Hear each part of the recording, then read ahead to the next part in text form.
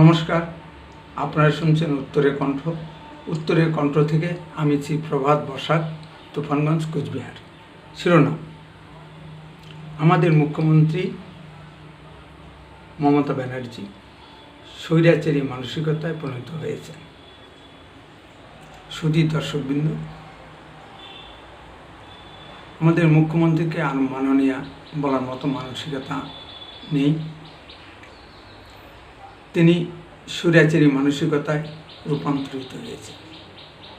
তা না হলে বিজেপির রাজ্য সভাপতি ও কেন্দ্রীয় মন্ত্রী শ্রী সুকান্ত মজুমদার মহাশয়কে কলকাতায় খুন হয়ে যাওয়া তিলোত্তমার বাড়িতে যেতে বাধা দেন। এখানে স্মরণ থাকতে পারে যে তিনি যখন বিরোধী নেত্রী ছিলেন, পশ্চিমবাংলার মুখ্যমন্ত্রী জ্যোতি বসু ও বুদ্ধদেব ভট্টাচার্যের আমলে এই ধরনের ঘটনার ক্ষেত্রে বিরোধী নেত্রী হিসেবে তিনি তার রাজনৈতিক কর্মসূচি পালনে পুলিশ কখনো বাধা দেয়নি। তার গণতন্ত্রের উপর কোনো শ্রদ্ধাবোধ নেই।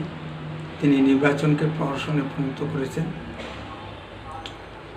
ওপার বাংলার প্রাক্তন প্রধানমন্ত্রী শেখ হাসিনার সঙ্গে আমাদের মুখ্যমন্ত্রী মমতা ব্যানার্জির অনেক মিল দেখতে পাওয়া যায়। উভয়েরই গণতন্ত্রের উপর শ্রদ্ধাবোধ নেই। উভয়ই নির্বাচনকে প্রহসনে পরিণত করে ক্ষমতায় টিকে আছেন বা ছিলেন। প্রধানমন্ত্রী শেখ হাসিনার বাড়ির এক চাকরও 500 কোটি টাকার মালিক, ঠিক যেমন আমাদের মুখ্যমন্ত্রীর আদরের কেষ্টর বডিগার্ডও 500 টাকার মালিক। আবার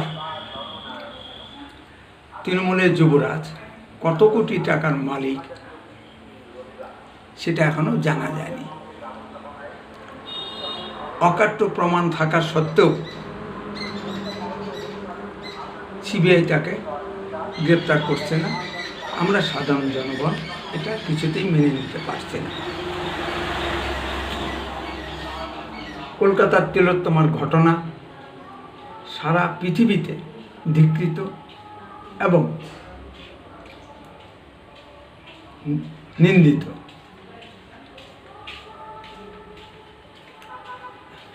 এমনকি পাকিস্তান থেকেও ছিছি রব শোনা যাচ্ছে।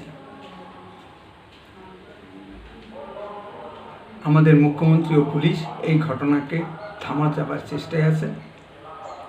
তিনি দোষীর বদলে নির্যাতিতার ফাঁসি চেয়ে রাজপথে মিছিল করেছেন।